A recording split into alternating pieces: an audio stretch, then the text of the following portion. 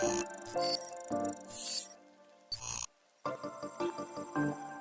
guys, this is Carlos with CNC Aquariums here with Richard of Aficionado channel, and today we're here to talk about calcium reactors. So calcium reactors, what are calcium reactors? Calcium reactors are a device that we utilize to help supplement our water for trace elements. Calcium reactors work on the basic pretense of CO2 breaking down coral skeletons and utilizing those coral skeletons in this dissolved state to supplement your calcium and your alkalinity. You can actually add supplements as well to it to help with your magnesium supplementation. Some people say, why a calcium reactor? They're expensive. You're right, they are. However, they can be a very, very easy way to supplement your aquarium once they're set and tuned in with very minor tuning. I'll go over the basic pros and cons or the differences of each of the forms of dosing your aquarium. One, you can do manual dosing by hand every day or twice a day, however many times you feel need for your aquarium, which can be very time consuming and very tedious. The other form is using a dosing pump or dosing pumps. A lot of them come with 4 to 6 heads now, which you can dose different types of supplements, including your calcium, your alkalinity, your magnesium, whatever else you may be adding to your aquarium, which allows you a little bit of freedom that you can dose multiple times throughout the day without being present. The other is your calcium reactor, which you have water passing through a reactor filled with media and CO2 being added to drop your pH low enough to dissolve the coral skeletons. Now, cons of a doser could be one, having to calibrate the measure or the amount it doses at a time, which could be tedious as well. Once every couple weeks, every week, depending on the doser requirements, you may have to do it more or less. The other thing that I have found myself being faulted for is forgetting to top off your containers that the doser sucks from and supplements the tank with, which can be another fault, and then your alkalinity, your calcium goes out of whack. Lastly, the calcium reactor, the con I would say is a big upfront cost. They're not cheap, they're quite expensive. However, once you do the upfront cost, like just about anything else in the aquarium hobby, is you're done. The only thing you're gonna have to be refilling is the CO2 and the media, which lasts quite a bit of time compared to some of the other supplements. And depending on your tank usage, you'll go through it faster or slower. Calcium reactors are also considered to be kind of like an old school form of reefing. Some of the big gurus or long-term hobbyists that you see around with these amazing, beautiful, gorgeous tanks, including aquaculture facilities such as Worldwide Corals, they all use calcium reactors. They find it to be a little bit easier for them, especially in aquariums or farms that have a lot of SPS and require a lot of calcium supplementation or intake, I should say. And they find it to be more cost effective in the long run and more user friendly to use something similar to a calcium reactor. So media, what media do you put in there into your calcium reactor? Well, basically at the end of the day, it's crushed coral or dead coral skeletons. And you're utilizing the skeleton, which has in the ocean sucked up all the nutrients that it needed to grow and thrive, and you're breaking it back down to then supplement into your aquarium. In my personal aquariums at home, as well as we're going to be using here in Richard Aficionado channel's aquarium, we use Julian Sprung's Reborn as our main source of media, and we're also supplementing a bit with his Remag to help out with additional magnesium supplements. And we can give it over to Julian to explain a little bit further his media and how it works in the calcium reactors. Hi, I'm Julian Sprung from Two Little Fishies, and today we're going to talk called Remag. We have it right here. Remag is a substrate that's used in a calcium reactor to supply magnesium along with calcium carbonate that's utilized by the corals and the coralline algae as they lay down their skeletons. In a calcium reactor, you inject carbon dioxide, which acidifies the water, and it literally will dissolve the media. We have a product called Reborn, which is made of fossil coral skeletons, and it supplies mainly calcium carbonate. There is a little bit of magnesium in Reborn, but not enough to maintain the demand, especially from aquariums that have a high growth of coralline algae. So if you utilize Remag along with Reborn in a calcium reactor at a ratio of about 1 part Remag to 9 parts Reborn, you will be able to maintain magnesium levels. So what does a calcium reactor look like? They all have many different shapes and designs and sizes depending on the manufacturer. Today we're going to be using Reef Octopus's Reef Calcium Reactor 140 for Richard's tank. I use the same manufacturer as well in my home aquarium. Find it to be very user-friendly. Basic main uses of the reactors: you're going to fill this main chamber here with your media, whether it be the Reborn or the Remag or crushed coral. Some people use as well.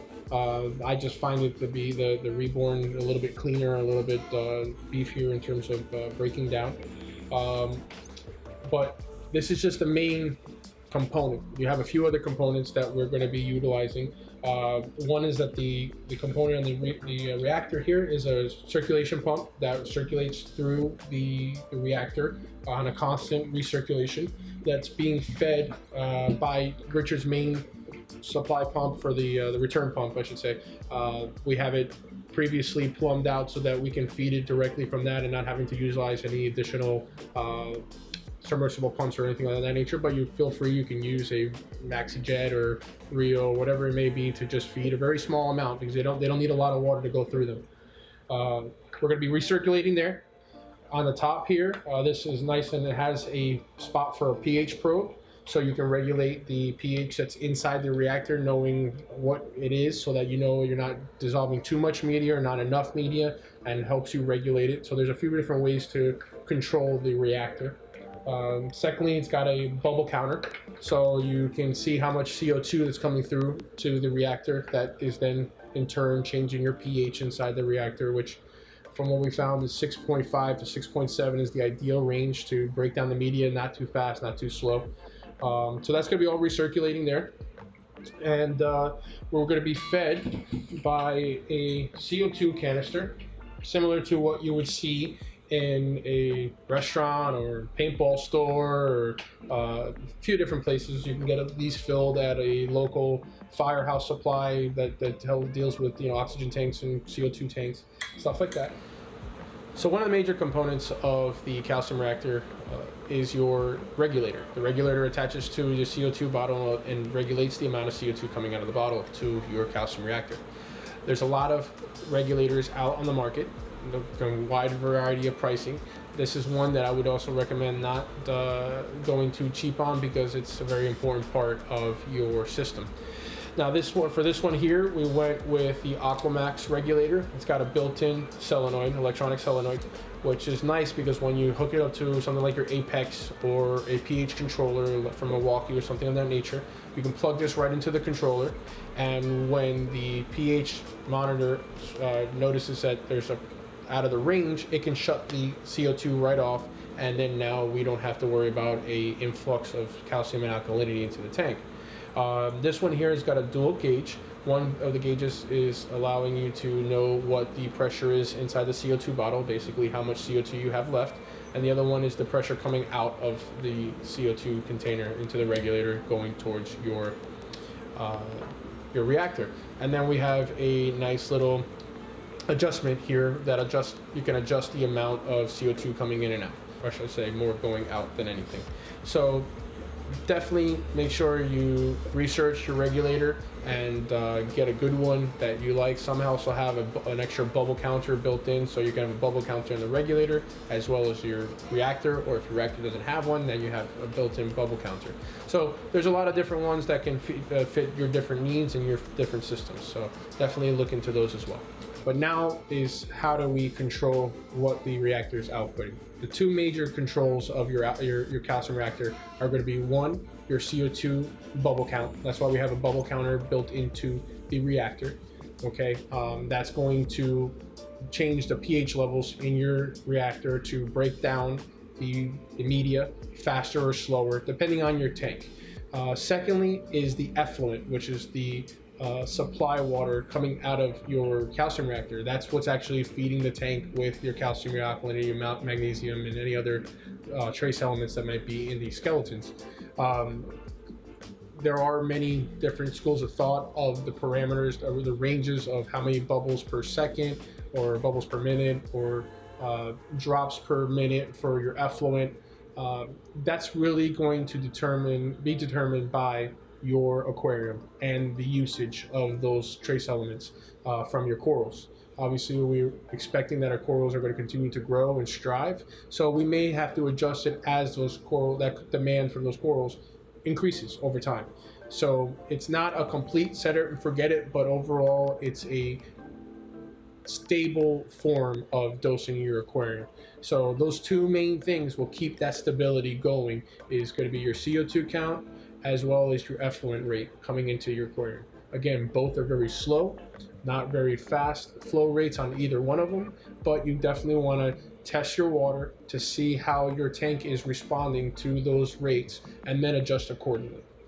The one big thing with calcium reactors that some people may not realize is that calcium reactors are designed and made to maintain these levels. They're not made to increase these levels. Now you can increase the calcium and alkalinity via a calcium reactor. However, your adjustments to come back and then stabilize are going to be that much more, and that's where people tend to, that you hear about having tank crashes and problems afterwards. The idea is to maintain them. If you need to increase them, then you can do a supplement with your normal supplements of alkalinity or calcium to bring in the level where you want it and now allow the calcium reactor to maintain it at that level. But the biggest thing I can tell you from experience, you don't want to utilize a calcium reactor to increase those levels. Installation tips.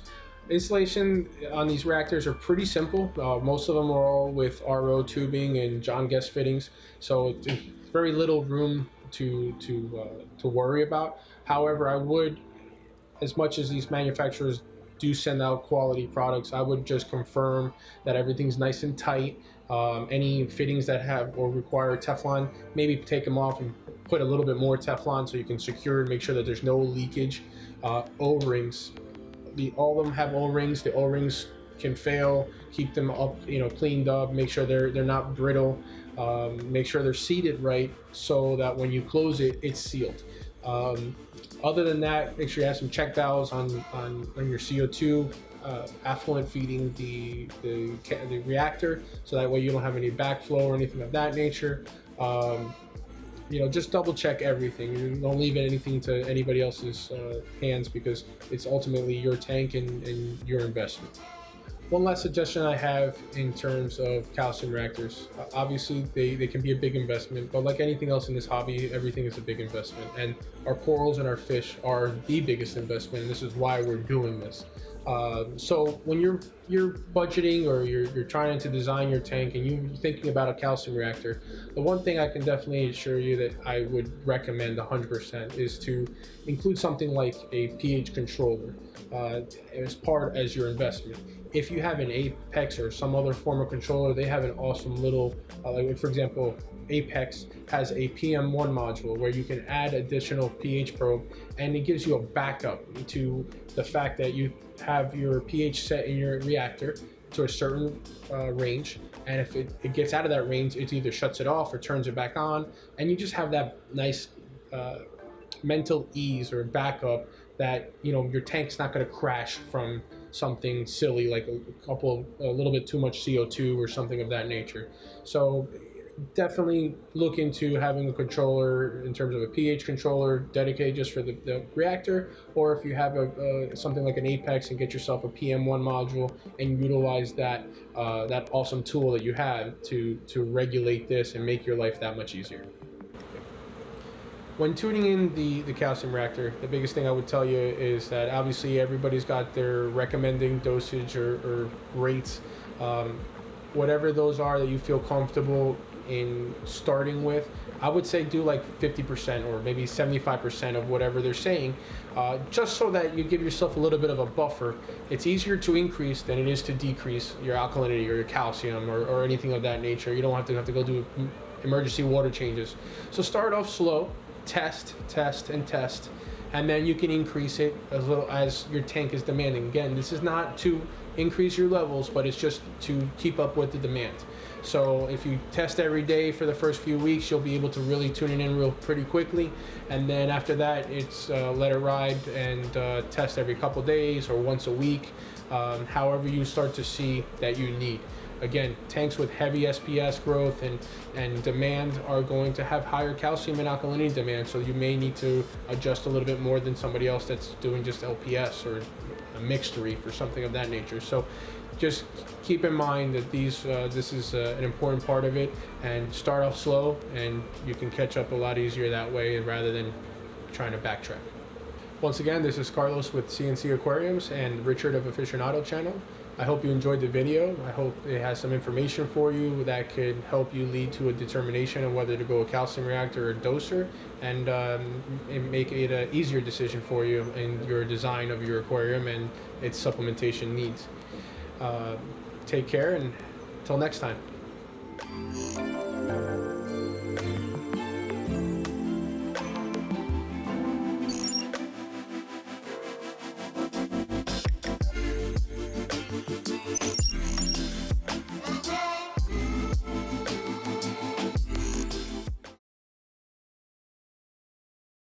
Coral fossil of blah, blah, blah.